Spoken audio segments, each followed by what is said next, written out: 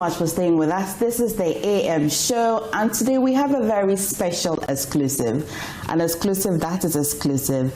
We're excited that Captain Prince Kofi Amoabeng, retired, has agreed to sit with us. We get to talk about everything that I hope that if you met him, you would like to ask him: politics, governance, his life, his foundation, how's his court case coming up, how is he feeling, a new government, is he hopeful? We'll ask all the questions, so stay with us. Captain, how have you been? Thank you for sitting with us. MFI, it's a pleasure meeting you, and I've been good. God has blessed me. I'm happy, I'm healthy, and I only thank my God every day when I wake up. It's good to know. Let's start from 2025. Did you have a good year? Yeah, I have a good year every year. 2025, yeah, we actually, in the end, inducted the third cohort of the Kofi Amoabeng Leadership Foundation. And then we also graduated the second cohort at the same time. We had good interactions, and they give me hope a little bit that all is not lost for the country. So yeah, 2025 was a good year. You're taking your concept of leadership a little further. I see that it found expression in all of your books that you have authored, the UT story, almost in all of the volumes that you have released. Then you have taken a step further, started in foundation, and every time I hear you speak, it's leadership, leadership, leadership. What has happened to you over the years? It's realization of what we need as a country. You know, I believe sincerely that God took me through all sort of a different, exciting journey. From school, military, business, God supported me to give me a voice because people know what I did, and it was exceptional, and I was acknowledged, and all those things. And then God said, hold on, I think this is enough. You have something else to do. Because as I sit, especially after the bank collapse and things like that, I reflect, how could the bank collapse? Well, I believe I was doing what was right in terms of servicing people, servicing society, building companies, making people able to feed their families and all that. So when it collapsed, I just said, and I looked at myself in the mirror and said, God, you're a wonderful God. How many years after the collapse, or immediately? No, I mean, the question, that was in 2017. Yeah, the realization that your sigh with God, yeah. When did it come? The thing is, at any point in time, I think we're all here for a purpose. At any point in time, ask yourself, what can I do? What purpose do I pursue? And as I was saying, my journey making me who I am, I have a voice, people follow me and all that. So when the bank went down, I looked at myself and I said, so what is next? Because I've been through all this interesting journey. And I evaluated myself and I said, okay, fine. At least I have the experiences, if nothing at all. So I sat and I said, if I have nothing at all to give to people, at least I have my experiences to share, especially for the next generation or the future generation. That's when I started writing a book. And we wrote a book. We were trying to write one book to talk about UT story. And my co-author, George, says, Chief, it is so rich, we can't keep it as one book. So we said we'll do 2 books. Then he came back and said, the second book will be overtaken, but the bank alone, we haven't touched it. So then I wrote 3 books. UT Story Volume 1, Humble Beginnings, which teaches people how to start when you don't have the money and you don't have the customers and you don't have the people, and how you groom them and the culture and things that you must create. Then we have UT Story Volume 2, that is about building a winning team. That's the title of it. And this is about putting structures and expanding, and what do you follow, what don't you follow? Because you know UT, apart from UT Financial Services, we had UT Properties, UT Logistics, UT all sort of things, and then went to UT went to Nigeria and South Africa and all those. So how do you expand? Then there's the third book, which is about the bank, which most people wanted to know about. I think, what happened? You know, so the first thing was to say, what do I have to give? I said, I can give my experience and let it be lessons for people. Because my father used to say that if you have soft years, you don't have to go through difficult experiences. Because experience can be very expensive. But if you have soft years, you learn. It costs you. Yeah. So after those books, I reflected and I said, what really, really, really is the problem that Ghanaians have, or Africa? What's the problem that we have?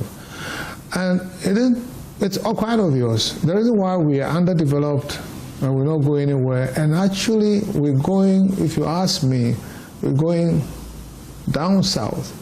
Because the things that we used to enjoy and was available, it's no more there. So there's growth, but there's no development. And I said, what is the cause? And if it doesn't take too much to come to realization, it's about the kind of leadership that we have, or the kind of leadership that we don't have. Then I said that, listen, so what kind of leader can change our narrative?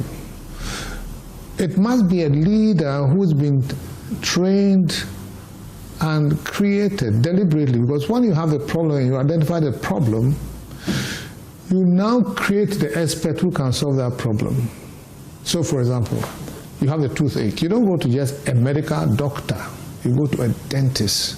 So I'm saying we have a lot of leaders in this country, but we have a leader with a heart, with the ethics, with the values, with God-fearing values, who is selfless and would think about the general good. We don't train people like that. We only train them to be accountants, engineers, lawyers, But then the values that will let them love other people, they're absent. So I said, okay, fine. So I would devote my time to try and create some of these leaders and put them in the system. Because nowadays, people vie into public offices just to take advantage of the position and rip the state apart. It's unbelievable. People get into positions, it's about themselves and what they can take. And it's about plundering. It's not even about what they need. So we started, I was going to schools to go and give lectures, and then I go to some companies and all those things. And then I had a discussion with my friend. They said, if you really, really want to have something that will really make the mark, then adopt some people and more or less clone them like yourself. Okay. So that brought the idea about the cohort. And therefore we invited people to come to Kofi Amoabeng Leadership Foundation. And when they came, we had a short curriculum. You go first for military training. Military training, because that is what changed me. I used to be in discipline like nobody else. So you go to military training for about a week, which is intensive, about leadership, about team building, about love for other people, and all those things. Then you come out of it, and then we have boot camps, and then we give you a mentor, and we have all sort of virtual meetings and all that. And we had a successful graduation for the first ones, and then we inducted a second group, and it's going extremely well. Well done, congratulations. Even though it looks hopeless for Ghana, I think when I talk with these young people who have passed through our sessions, I can sleep better. And I know that there are some people who have Ghana and Africa at heart to probably change the narrative. Because at the end of it, we want to give hope a chance. We can't just say it's looking hopeless, but we have to create people who can give hope a chance. Talking about hope, talking about leadership, let's scale it up to what we have now. You have just trained these people, you have thrown them, I'd say, the market. They haven't gotten to the point where they will start taking decisions for us as a country. So we've got to deal with what we have now. We have a new president. We have a new, I won't say new. He's done a year already, so he's gone and has been back. How do you describe his current leadership style? You mean President Mahama? Yes. I think I'll be I hope I'll not be biased, because I know him a bit more. Even better. Yeah, so I would say without any doubt that he's quite humane and has feeling for people, and he goes for the general good. He has humility, and even the wife is worse when it comes to humility and those values. And he means well. Obviously, he means well. And he's had to assemble a team to do what he thinks will take Ghana out of the mess in which we are. The problem is, even though they are achieving results, which is quite obvious, if you look at inflation, you look at the cedi to dollar rate, you look at all sort of indicators, they are doing well. But the problem is that we've been through a lot of bad times that we're only watching. Even though we want to be optimistic, we are very cautious about it. So we're not getting the desired results that will change and create jobs and get this. So back to President Hama, I think we are blessed to have somebody like that. It's easy. I mean, you see how he relates to people, no bars held and all sort of things. And it's about respecting everybody. Now, the aspect that I think he probably will have to pay attention is building back the institutions and making them powerful and strong and using the institutions to make sure that everybody is respected. Unfortunately, he has had issues with the judiciary and a few other places, and it's because he wants things done in a certain way. Probably he's not getting that way. That is a bit partisan. I don't want to go there. But personally, I think no matter what we do or any leader does, we should get a judiciary that we have faith in and we respect and they are up and doing. Because without that, that's like the last hope. Without that, things won't happen. Businesses won't succeed. People won't come and invest because if you have a small issue, you can't resolve it. Mm-hmm. And I always say that if whether we succeed or not depends on the kind of judiciary that we create. It's good you say the judiciary. I'm even more curious because you have lived its very life experience.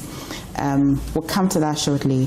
But on President Mahama and the team, of course, he cannot achieve all of these nice things that he said from campaign all through the policies they're rolling out. The team he has now, how would you rate them? Does it look good?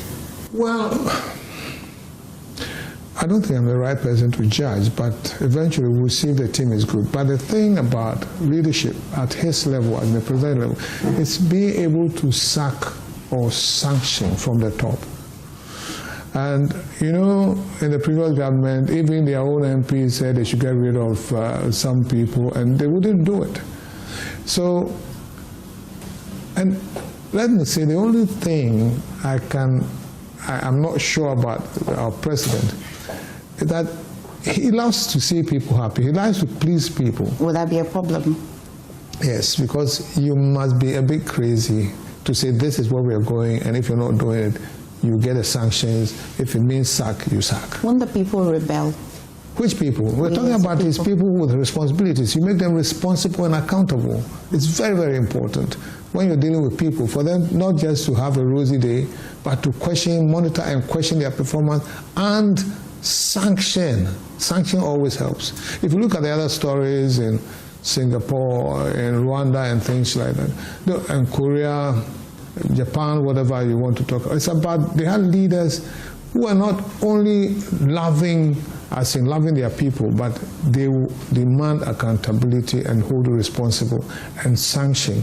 I mean, in China, if you are found guilty of corruption, they will kill you. Mm-hmm. and it's not that they don't like those people, but it's part of governing people and making sure that the systems work.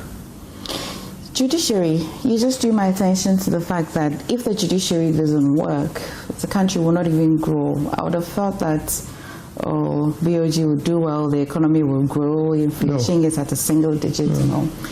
The current judiciary, and maybe it will also be too early for you to want to judge it, but you have lived it, by the way.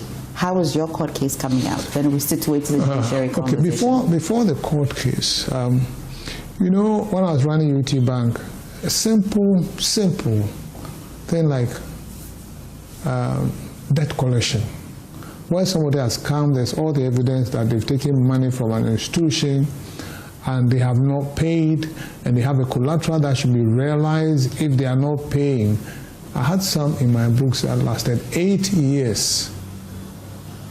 Meandering and doing all sort of things, go and revalue, adjourn. Sometimes even the judge dies, they have to appoint a new judge and all sort of things. So there's no delivery of justice. And therefore, what happens is that the institutions will suffer, and then you get a lot more people playing by the books and therefore being crooks and avoiding their responsibilities and things like that. Now, when it comes to my own case, where I was at the bank and I resigned in 2015, and the bank was collapsed in 2017, almost 2 years after I resigned.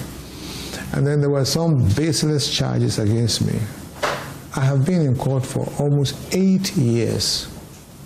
Now, if I'm not the type of person who will say that, listen, it's okay, I think I still have a purpose, I'm going to do things, I mean, that would have been the end of me. I mean, paying even legal fees for 7, 8 years and then going to court every so often, and all, it's not a pleasant thing. And this is what is happening to somebody who's been acknowledged as Ghana's most respected CEO, a national award, Johnny Walker and everything. We tend to kill our own. And then when the case goes to court, nothing much happens. And I've been in court for 8 years. I mean, I could have died because the second accused in our case died. And he was a younger person. So you find that when it comes to even land issues, the cases can go for 40 years. The litigants die. The next of kin even die. And that is not justice. That's what I'm saying. For me, if we do anything to ensure that people are respected and they get the justice they require, we must look at the judicial system and set limits. For example, you can set limit for every type of crime. Maybe debt collection should not take more than 3 months. Land issue should not take more than this. And let the judges stay within those limits. But the point is, you cannot do that without looking at the welfare and the remuneration of the judges and the system. You know, so a lot of people, not a lot of people, but you know, when they came out, what was his name? Investigator. The OSP? No, our good friend who actually exposed the corruption in the judicial system, some people taking good and also, so it is not good for our system. Anas, you know. And this is well documented and it came out. What did we do about it? I think we have to overhaul the judicial system and look at it as a business. Would you say the removal of the Chief Justice amounts to an overhaul? This is a bit controversial. It depends on which side, but I don't want to go there. Okay. What do you think the removal of the Chief Justice amounts to? It's a good side as saying if she is culpable for what they said she did, then of course you can't give her the cover because she's Chief Justice. But there's also the other side, where a new government comes and then overthrows the Chief Justice or get the Chief Justice. It means maybe you want to even weaponize the judiciary and try to use it to get the people that you think you want to get at. So it's unfortunate that the Chief Justice had to be moved out, because then it's got its repercussions, as in those who believe that she should be out will support, and those who believe that it's really, really below the belt. In your view, does it strengthen or weaken institutions, and most especially the judiciary, that the share removal? It shows that institutions are being weakened. You know, in Ghana now, everything is politicized, which is sad. Because when I was in the army, for example, we were not supposed to discuss politics as a military man, and not supposed to discuss religion. Because we are a team, and we can be called upon to defend the country anytime, and it doesn't matter who, you're supposed to do your work. But now I can tell you that even the military has been politicized. Not by this government. I mean, previous governments have politicized the military, so that even a corporal, a lance corporal, a general, you know that this is the party they're supporting, which is not good for the country. And of course, the president or the government of the day makes all the appointments of anything you can think about. So they come to power, and it's about job for the boys and all those things, and it's about you win everything. And it's not good for a country. I mean, there are some people who have the expertise and other things, and notwithstanding what you can bring them in to support the government of the day, monitor them, and let them deliver the best possible. But I think the political party will not support the president to do that. Why? Because they need a lot of money to be able to pay back what they spent and also build a war chest for the next election. There have been many petitions. I mean, over the years, even during the Akufo-Addo-led government, there was a petition. It would include petitions to remove judges, but it would amount to nothing. When this particular conversation started, the petition, sometimes you watch the news and you think it's just one of those. But it kept going. It kept going. At any point in time, did it shock you? Did you say, hey, it looks like this is coming to, it's getting serious? Did it in any way? Yeah, but I'm not surprised most of the time, because you can see why they do the things that they do. And it's because everything, people have become greedy and they want everything for themselves, to the point where sometimes my biggest problem is, how much money do they need? And when will they love Ghanaians a little bit? You know, and that is why I decided to create some leaders who have a different mindset set and do things differently. I'll take this from a businessman who has run an institution which we confidently can say that was doing very well until it faces challenges. They say that the economy has made some gains. They say the BOG is doing well. There are a few pushbacks. Economists say that, well, it's too early. The government is not spending. This is why we're not getting the shocks that we're getting. I'll take it from you. Is the government doing well? Is the economy doing well? I think it's supposed to do even better than what they're doing now. But what you said, I mean, why do you have to spend what you don't have? What does that mean? You say the government is not spending, but we don't have money. And we have to actually make sure that what we spend, we have. Otherwise, we're going into debt and inflation and all the feedback. So it's a disciplined government that will not spend what they don't have.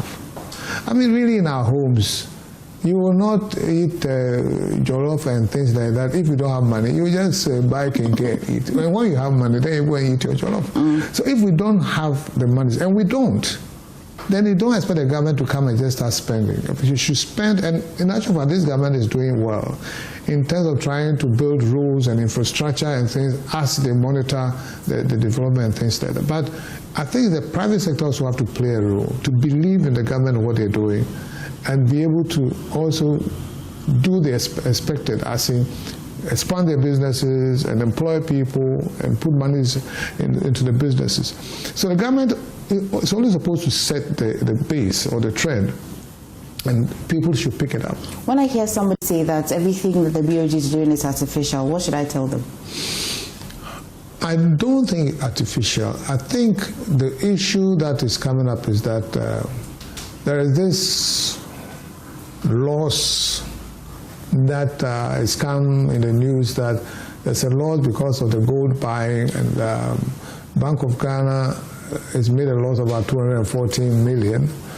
And that 240 million, whether I should sit with Gold Board or should sit with Bank of Ghana, the point is, I'm not even too worried about the fact that there's some money ring-fenced as a loss. First thing is, was it necessary? And what was the impact of that on the whole economy? Sometimes you, even in business, you can keep a business that you know is going to make losses, right? But then you look at the impact on the whole economy. Is it worth making those losses? That's the first thing. And then there has to be transparency about it. I mean, if Bank of Ghana should come and say that, okay, this is what we are doing for the nation, and these are the consequences, these are the costs and things like that, I think it will take a bit of the uncertainty around it. If you look at how a leader must be very, maybe I'm not finding the right word, brutal, to be able to take decisions that they firmly believe that their people or their followers would need because it will give them the results. Should that government or should that leader be transparent with and to its people? As much as possible. For example, this 240... The country is not yours. Okay. So you must be transparent at all times. I mean, when I was running unique trials to UT, there was nothing I hid from the people. I would tell them that this is the way we're going because of A, B, C, D. Because if you have to get people aligned to the vision, aligned to the prospects and things like that, you must level with them. Otherwise, they feel disillusioned and they think you're going somewhere they don't understand, therefore you don't get their buy-in. And the country is not for anybody. So if you have a strategy, you must actually explain and be transparent. That's why we have the RTI and all those things, to make sure that people know exactly what is happening. So you can't say that I know what is best for you and therefore just keep quiet and I'll take you there. No, we want to know where you're taking us. So in simple terms, and forgive me, my math and economics is so terrible, so maybe you break it down for me. An institution or a country is taking decisions, for example, the gold board, and yet they make some losses. You'd say that it is expected, it's not surprising, as long as in a bigger picture. If you have an explanation, as in you can explain why the loss has come and how you're going to treat the loss and how it's not going to affect our future, fair enough, but let people know. Let's go to accountability. What's your cursory assessment of this current government in terms of accountability?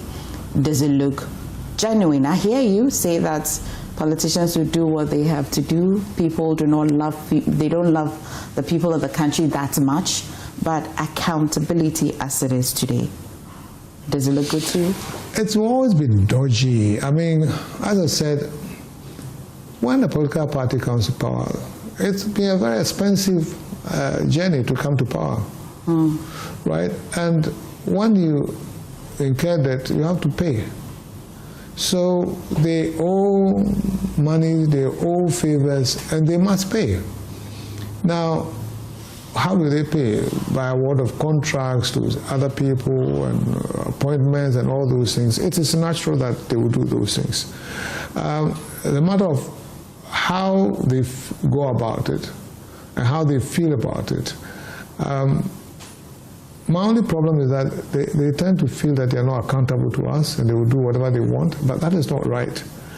And that is where I think the president should have some monitoring group to see who and who of the appointees are doing things that need to be sanctioned and hold them responsible and accountable. There are a few live cases happening. The Office of the Special Prosecutor had been pursuing the former finance minister for a while. The Attorney General took over. In fact, currently in Ghana, the Signals Bureau boss still is under investigation by the Attorney General. We've got persons who have been accused of illegal mining. It's all illegal mining related cases.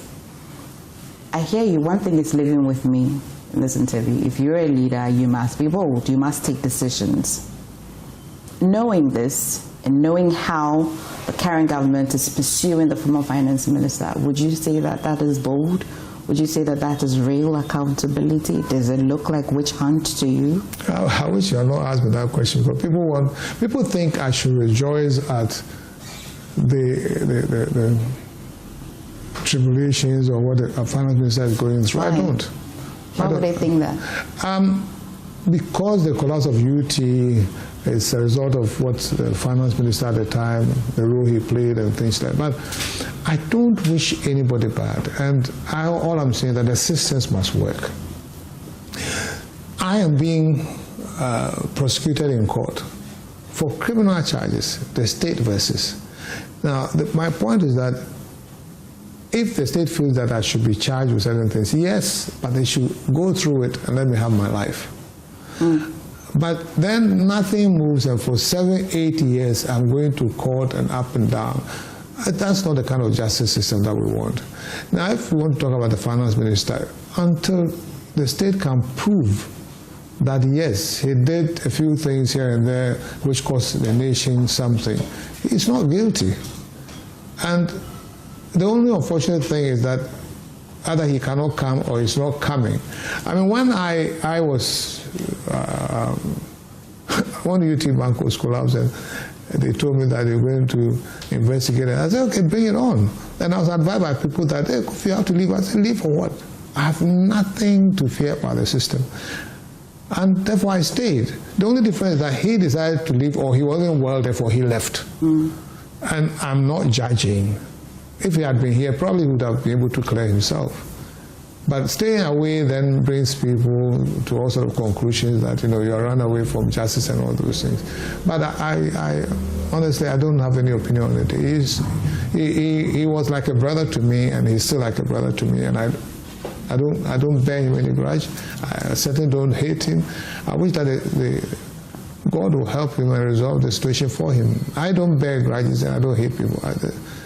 It eats you up, so I've learned not to do that. That's good to know. Prior to his leaving the country, were you speaking to him? When was the last time you heard from him? No, I wasn't. Oh. I wasn't. I was speaking to him, and then the UT Bank collapsed and things like that, and I wanted his attention to tell me what it is, and I wasn't getting him, so I decided that he wasn't interested, and therefore I let it be. Today, do you still have clarity on why the BOG didn't accept the offer to, I'm not sure what the offer was, but till today, would you say you know the exact reason why UT Bank collapsed? Oh yeah. You see, basically, the bank was facing problems with non-performing loans, right? And therefore, we could not meet, or the bank could not meet some of the payments as and when they fell due. So Bank of Ghana had to give them liquidity support. At that time, I wasn't even in the bank, right? Now, when you give liquidity support, it means UT Bank owes Bank of Ghana. Now, Bank of Ghana can do one of two things. Bail the bank out, put a restructuring program in place and say, okay, fine, you need maybe so much to solve your problems and be able to continue running the bank. Or, well, we are exposed so much and we don't think the bank is worth supporting, therefore we have to collapse the bank. And they did it. They took the second decision. Okay. Now, I don't want to discuss this in detail because if you take me out, I think without that, the UT story was and still is a great Ghanaian story. And for me, it was there for young people to have hope and to learn and imitate and say that it can be done. Because the way we started UT, 4 of us from Cantonment to struggling, no curtains, one table and all those things, to what we're able to build and to go international and things. It's a great story. So, when the banking crisis came, the governments of UK and the US said, some banks cannot be closed, they are too big to be closed. Or the story is so good about them that you cannot just shut them down. And all those banks which were built out, they've paid back what the government put in it. So why we should just collapse our banks? And you know what? One thing that most people probably don't know is that, and the former governor actually said it openly, that the closure of UT Bank and Capital Bank was as a result of the demand by the IMF. The governor said it. I'm not saying it. So why would we sit for IMF to dictate how to collapse our institutions and our banks and things like that? Don't we have a mind of our own? Well, unfortunately, if you're taking help from IMF, you can't help but play by the government. But I mean, you can negotiate the covenants that you have to go into. You can tell them that this bank is not going away. Okay. And therefore, let's do something else. But when we sit with these institutions and we are talking about that and negotiating about that, it's like we take hook line and sinker, as if they are the headmasters and telling us what to do. It is our country. Do we genuinely think that if you go into an IMF program or go for a support or the likes, you really can negotiate things? Of course you are supposed to negotiate. It's your country. It's like somebody comes to you for even a loan. You can't tell them to go and bring their wife for the loan. I mean, you must give them something that they can afford. And in the first place, why do you go to IMF? Because you're very responsible and you have not managed your own affairs. So you are inviting trouble. And then you go to IMF and you don't have the confidence to say that this is how I want to go about it. Let's look at it. There's something I can't do. Because for us to sit and say that, okay, collapse these banks, and I know I have an idea why UT Bank probably wasn't liked too much by IFC and therefore World Bank and all those, but it's okay. But have you documented this in your book? You have an idea? I have a good idea, because when the Bank of Ghana governor, the former governor, said it openly that it was IMF who wanted UT Bank to be collapsed, then I said okay. Was it, paint a picture for me, is it that the government offered a few banks and then they chose, or these institutions went straight? I think in the case of UT, it was collapse that bank. Because I had an issue with IFC, and I told them off. And I told them that they invested because they wanted to make money, and not because they knew what was best. Because we had built a company to a point where they could smell money. That's why they joined us. So they couldn't tell me or push us to do what they wanted us to do. And the thing too is that, you know, these IFCs and IMF, they don't love us. They want us to be where we are so they can exploit us. What does IMF tell governments? Freeze jobs, what do you call it? Sell off assets, state assets and all those things, devalue your currency because then your goods become cheaper relative to theirs. That's always the prescription. Is that not discipline? That is not love. They don't love us. If it's not love, it's a discipline then? No, it's not discipline. It's like, so we'll give you a bitter pill to swallow. Looking back, would you have done things differently? Is there anything at all? Well, with the bank? With the bank, anything at all, but starting from the bank? I did what I could, because, you know, when we started going into problems, we met with Bank of Ghana and put a restructuring plan in it. As in, this is what we can do to turn the bank around. After we'd done the restructuring plan with Bank of Ghana, I met my board and told them that the only thing that we've not restructured is me. But I've been CEO from inception. I think in account we say that if water even stays in the bottle for too long, they develop percent and all that. So I had to insist my board and say, let me step aside and let's get a new pair of hands, a new set of eyes to see how they can turn the bank around, right? So I left because I love the bank and I wanted it to be turned around. Unfortunately, when I left and a new person came, things didn't work out, and therefore Bank of Ghana probably decided to collapse the bank. Now, so on my side, I did everything possible, including sacrificing my position as CEO and say, let me step aside. So if you ask me if I would have done something differently, I think I did everything that I had to do. The problem, and that's also part of the reason why I'm forming the Leadership Foundation, the problem is that the people that you put in leadership positions have different agenda. They don't even love the company you built. And they are thinking about their own selves. At one point in time, I had to sack my head of corporate banking and his deputy, brought another one, had to sack that one too. I mean, you don't get the people who have the kind of culture and the heart and the values. Was it just the culture and values, or they did real and toward things? No, some of them who came to UT after we acquired the bank and things like that were all thieves who were finding a place to go and steal some money. And you know, going for interview is not difficult. I mean, you rehearse it and you come and it's like everything is rosy and you sit down and say, oh yeah, this guy, he wrote the values and he's come to help me. You are in trouble. A lot of people, and Ghanaians, young people, do not want to work hard and build things. They want to make money now. I mean, like, At one point in time, I went to a nightclub, Nicodemusly, and I saw my staff, not even top staff, buying champagne with sparklers on it. And that time the champagne was 600 cedis. I would never have bought a champagne. I mean, I wouldn't. And my staff was buying. What did it do to you? No, I actually had to leave the place. I mean, that time, I said, Jesus Christ, suddenly the bank is in trouble. If bank staff can buy champagne 600, and probably I wasn't the only one that he bought. And I came and had to really think seriously about it. Because in Ghana, you see, when people are collapsing institutions and systems, we don't even complain. And it's our feature that they are collapsing. But Ghanaians won't complain. It's like, if you say then you're a bad person. All sort of funny. We have a mentality which is difficult. And that is what I'm trying to take out of the young leaders who are coming, to think about the nation or the institutions first. While you do this, do you think that the Constitution has a role to play?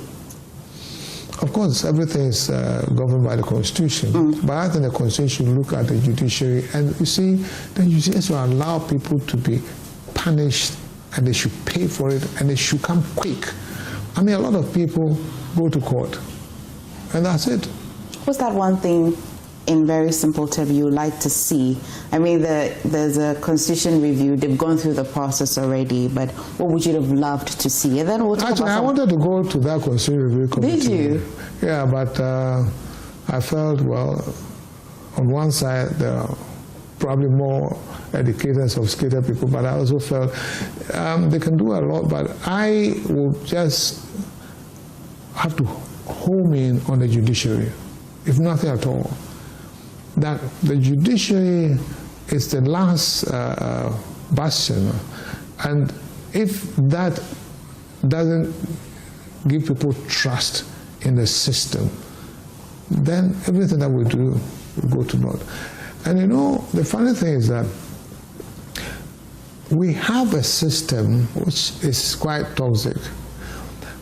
Once people do wrong things, they go for political connection, and therefore they cannot be touched. Or they go for pastoral connection. Some of the pastors are so powerful, they talk to the powers that be, nothing happens. Or they go for some kind of traditional connection, as you go and see a powerful chief, and nothing happens.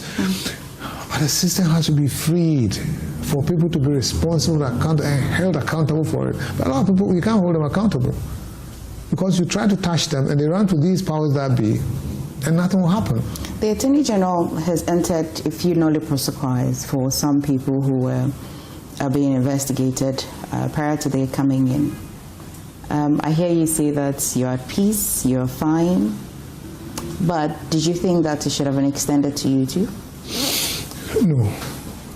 I don't like nollie prosequis. I mean, I think the process should be shortened.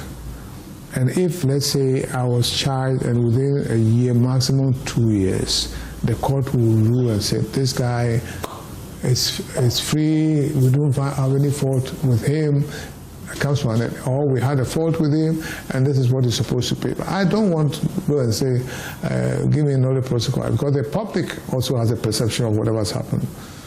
And I don't want the public to say that, oh, it's because his government came and therefore he chopped money, but they say that he can chop and go home.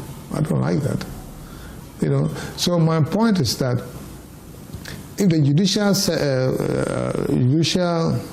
judiciary will be up and doing a shorter time. Because you see, the thing I always say is that as human beings, as living things, all we have is time. We cannot use our institutions to waste people's time. When we waste people's time, it's their lives we are wasting. And it's as simple as that. Did you know, okay, well, you mentioned that the banks, one of the challenges that you experienced with the judiciary was how if you had a little case, it will drag for years. But your personal case, did it deepen that even more? Yeah, I realize that, I mean, if debt collection can take 8 years, then my 7 years in court is even nothing. You know, but it's painful. I mean, I have a life to lead. I have a life, and there's an aspect of it which even I don't talk about. And that aspect is that for the experiences that I have, because I'm in court, institutions that I could support and works that I could do, I've refrained from doing most of it. For example, I was on the board of some institutions before the charges came, and I had to resign. I said, listen, wait until I'm cleared. And these institutions lost the service I could have given to them. And then there are a lot of institutions that I know would have liked for me to be on the board. And I'll tell you, listen, my name will probably affect your brand because you brought somebody who is in court, so you keep it until I've cleared it. And I've been in court for 8 years. I mean, this is a waste of everybody's time. When was the last time you went to court? Well, it's a very good question. I can't even remember. I don't even have a court date. So I don't know when I'm next going to court. And the last time I went to court, maybe June at best. No, maybe earlier. Is this because your lawyers do more of the... No, because the judge has been promoted to Supreme Court, and he was an appeal court judge sitting at High Court, so you can see that he moved up. And no other, I don't know if they can appoint a new judge, whether we're going to start the whole process again, or the old judge will be given some kind of warrant for him to come and finish the case. We filed a new case. It hasn't been heard. They haven't ruled on it. And I'm hanging. So I stay alive. I work out. I eat well. I sleep well. And I pray to God and I said, let me see the end of this. And I surely will see the end of it because I have a lot of life in me. What will the end of that case mean to you? Not really. It's part of my journey. And for example, I wouldn't even celebrate it. No, I don't think I would celebrate it. I just would say that fine, this is how God kept me in check and for me to serve the purpose that I have to serve. You see, when you believe in God, things become easier. Have you always believed in God like this? Incidentally, yes. But I don't put it out there. I don't owe anybody to tell me that I believe in God or not. And therefore, sometimes I make a statement and people interpret it as they want. They say, oh, that guy doesn't even believe in God and this and that. I know at some point in time, they said I don't believe in God because I said something about tithing. Don't go there again. You know. But listen, I was raised by my grandmother. And at age 4, 5, I'll go to church, Presbyterian church, and sing hymns and dance with my grandmother. And she gave me the fundamentals of the values that I have. And I was raised by parents who were really nice. My father was my best friend. And because of the values that were instilled in me, I don't fear any human being. I don't. But on the other side, I respect everybody. If government wanted to give you a responsibility, I wouldn't want to use the word appoint. If government saw that, Bra Kofi, we think you can do something, but you have the power to choose where, what would you do? What would you... To choose which what? area would you pick? No, I'm not really out to get a position. I'm 70... I'll be 74 next month. Congratulations. Right? Yeah, and, 22nd February. Yeah. And that's not when you start looking for appointments. No, I resigned from the company that I built when I was 63. I hear you, but if the government says that because of the wealth of experience, I will not say no, but we'll have to discuss why me and what the government believes I can bring to the table. And I must have the time for it. I'm not going to do things that I'm going to do half-half. I don't do that. So your question is a bit, at this stage, maybe inappropriate for lack of a better word. Okay. But of course, anything that I think would be in line with serving the people and serving the world. Because we are in this world only to make the world a better place. It'll be the same thing. So any opportunity that comes that will mean that your world has been expanded and your impact is small, you should do it. What's your impression of the office of the special prosecutor? I don't know. I've never thought about it. I mean, how many cases has he resolved with all the things in the office? But of course, he has challenges because they have lawyers which will fight it, and because the judicial system we're talking about is difficult to move or whatever. And until the judiciary is overhauled completely with a real target and vision in mind, we'll have all these lapses and people getting away with everything. There's one area that affects all of us in this country. I mean, everything affects us. Yeah. It would be illegal mining. It's kind of lived with us for years. For years, legal mining has lived with us. Illegal mining? Yeah, mining. Illegal mining has lived with us for years. The Kerry government came to power with a lot of promises during the campaign. I'd say that was one of their best foot forward. What's your assessment so far? It's a canker that we have to really be able to strategize. It needs to be ended or not ended. It needs to be curtailed. And it needs for us to put structures in place so that we have, certainly we'll have mining, but not just galamsey and everybody doing anything, even in homes or under people's buildings and things like that. But because of the neglect for the people, they had to find ways and means of surviving. And when I say neglect, if you take people in the say Huni Valley and those areas, they used to have rails and businesses and mining things which employ the kids. Now the rail system broke down, so it's as if, even though they vote, it's as if the state doesn't care about them, and they need to survive. Galamsey itself, if you ask me, can be stopped. But yes, it can be stopped. But you have to take an action with a feeling for the people. As in, you stop it, and how do they survive? When I say it can be stopped, let me tell you, with the advent of Jerry Rawlings, there was a curfew. The whole country, we were not even digging galamsey. We all slept at 6 o'clock, and we slept. And it was raised to about 8 to 10, brought down to 6, and we slept. Because with the armed forces and the police and whatever that we have, we can stop it. But that is not to say that we have to stop it and just stop it. Because it's about the people.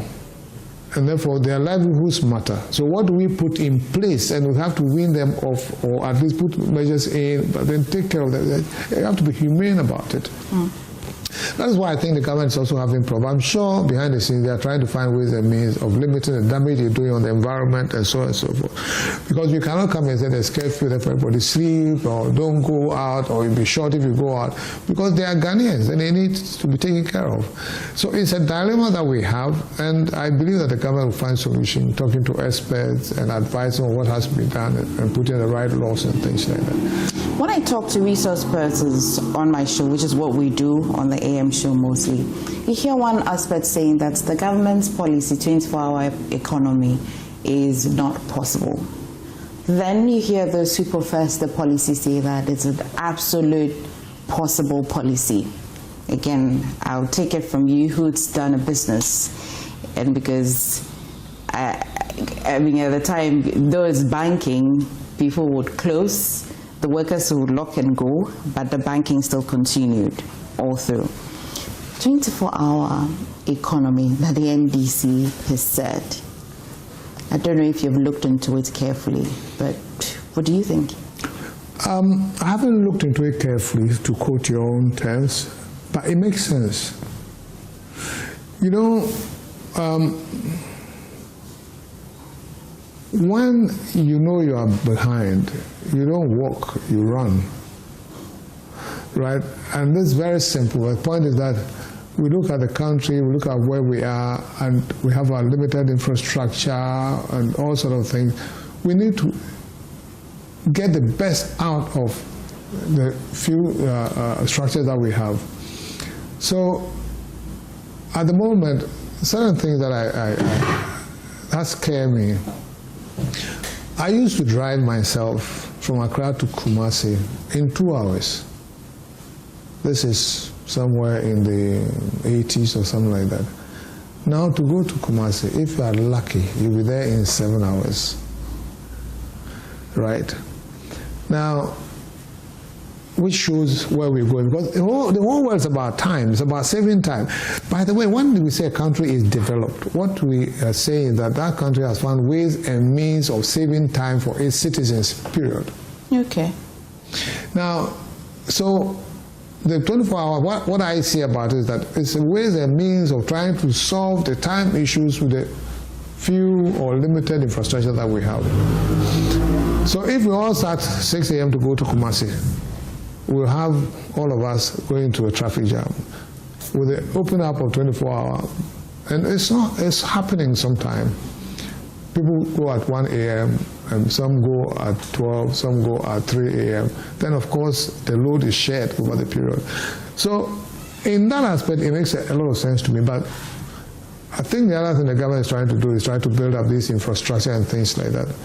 And so let's wait and see how it goes. But I think it's a good decision to try and make the best out of the whole 24 hours, because we cannot all go to sleep and let the country sleep when things are not happening for us.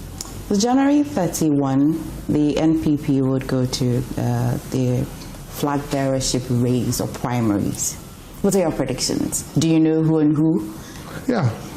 I know it's between, or the four bearers are Japan and Bawumia, but I don't care.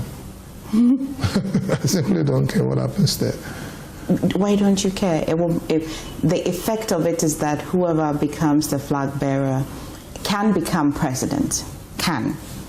And it matters, for example, these people that you're training, it matters how you're hoping that this country becomes better.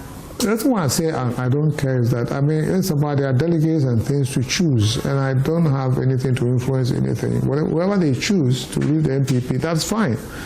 And then they have to come with their manifesto to challenge the NDC and things like that. And I'm not really somebody who delves deep into politics. Okay. That's why I'm saying I don't care. I mean, I know Bawumia personally is a nice guy. I have conversations with him. Ken Japan is my old schoolmate, Santa Clausian, and I don't want to take sides. I mean, they should do their best. May the better person win, and then may they have a manifesto to challenge the NDC. Okay. Your birthday is coming up next month. You throwing a party, doing something? We're playing golf and having fun. Do you play golf all the time? Yeah. In Kukurantumi, Tafu Golf Course, Koko Research Institute Golf Course, which is my mother golf course as well. I play there and mostly at Shimota. Okay. And so to get some life into Tafu, we play the tournament in Tafu. For your birthday? For my birthday. Every year we play a tournament for my birthday. Okay. So we play the 74 PK at 74 golf in Tafu. Okay, but you've left the Accra people out. No, they will come. They will come? Yeah. A lot of them, my friends, will travel to Tafu when we have a good time. Yeah, it's different, it's special. Where do you enjoy? Staying in Accra or back in? Both, really. Okay. I tend to be here most weekdays, and then weekends I go to the village and I'm out of the heat and relax completely. We're wrapping the conversation, but I'm curious, what's your typical day like when you wake up in the morning? Okay. Golf is a constant, I think. Yeah. I wake up in the morning. I will take a bottle of water and a cocoa drink, and I watch the news, not Ghana news, incidentally. I always watch BBC. Why not? That is why when my bank was shut down, I was the last person to know, because it was done before 6 a.m. and I got to know after 8 a.m. I would have thought the conversations that you were having prior to that, No, there was no conversation. There was no conversation. So I wasn't a CEO at the time, so okay. You can understand. You know, then some days, maybe once a week or twice a week, I'll go to the gym. And then depending on the day, I may play golf. I may catch up on activities for the cohorts and Kofi Amoabeng Leadership Foundation, and probably have a nap in the afternoon, and friends will come around. Depending on the day, we have 2 friends, I may have 10 friends, and they come around and we sit around and have some drink and have dinner and think about ourselves in Ghana. But I'm pained that you don't watch the Ghana news. I recommend Joy News. I used to be a fan of Joy for the longest, but I think it started way back when the airways were open too wide. I mean, now you don't know which one to listen to. I'm recommended. Yeah, no. Joy has been my favorite for the longest, but nowadays I don't, because with the closure of the bank especially, I don't want to hear nonsense. It's past, is it not? No. You see, now everybody has a voice, and sometimes when I hear people talking about me, I know they've never met me before, but they have a voice. And they say all sorts of things as they like. And I don't want to hear it and get mad or get disturbed about it. So, on phone news. That would challenge my perception that I was just forming about you, that you don't care about a lot of things. Yeah, so don't listen. Don't worry about it. And not care about what they say about you. Yeah, you hear some, but the less you hear, the better. So you don't hear everything. Do you accept handshakes? Do you accept handshakes? I love handshakes. Thank you so much. I even would love a hug. Oh, absolutely, please. Oh, thank you so much for talking to us. Have yourself a happy New Year. Thank you so much. I wish you all the best. In advance. Thank you.